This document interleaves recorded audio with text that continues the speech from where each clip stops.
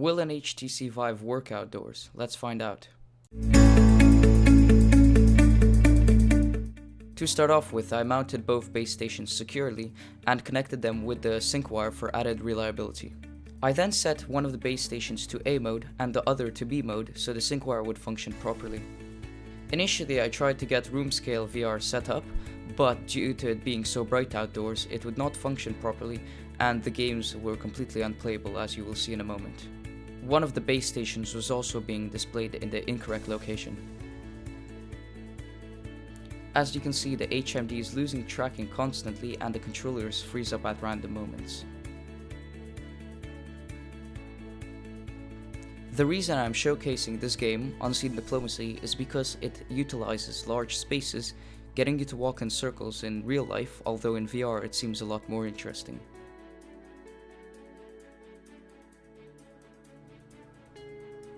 At this point, the left controller freezes up for several seconds. As this video shows, it is completely impossible to play full-scale room VR outside during the daytime. Here you can see the HMD loses tracking completely. Next, I tried Longbow at standing scale and it worked very well even though it was outside in the same conditions. This is probably because the lighthouses were much closer together and therefore it was easier for them to track the HMD and controllers.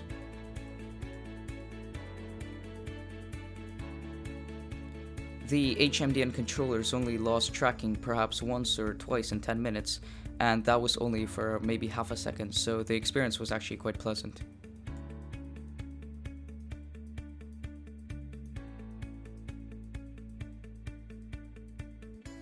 Of course, I was not satisfied with just standing scale VR outside because I wanted to do full scale and have a large play area, so I waited until night fell and tried again.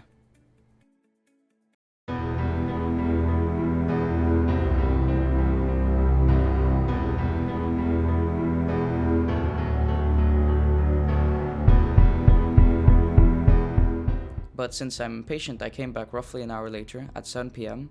The sun was already behind the trees, so there was no sunlight, no direct sunlight, and unsurprisingly, the HMD worked absolutely flawlessly. As you can see here, this is the same game as before, Unseen Diplomacy, and it's working perfectly, no tracking errors. Now, I only encountered one other problem.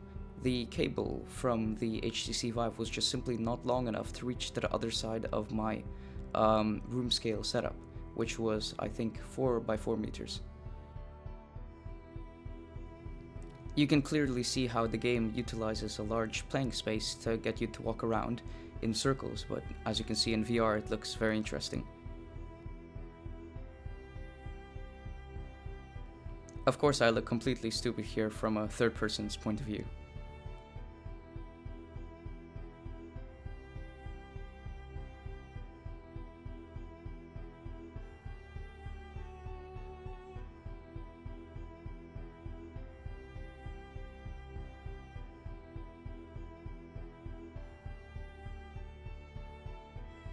One of the advantages of having such a large playing space is that you can teleport into places where you would not usually be able to.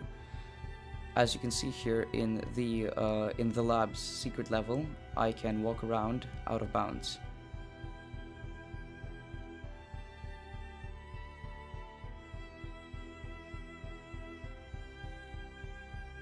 And you can jump as high as you want without worrying about hitting the ceiling.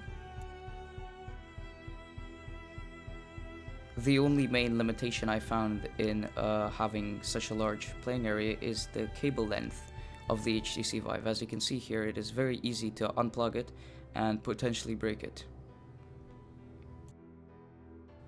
I also had high hopes for a game called A Chair in a Room Greenwater, but unfortunately, since the cable length was not long enough, I could not get some parts of the room, and since the technical playing area was so large, teleportation was disabled, as you can see here.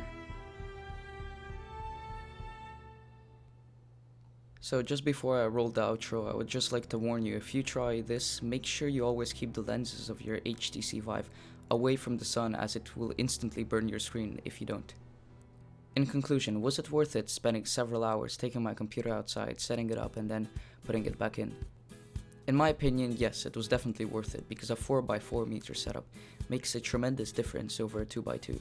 So if you are a Vive owner and have time and space outside, I would definitely recommend you do this as well.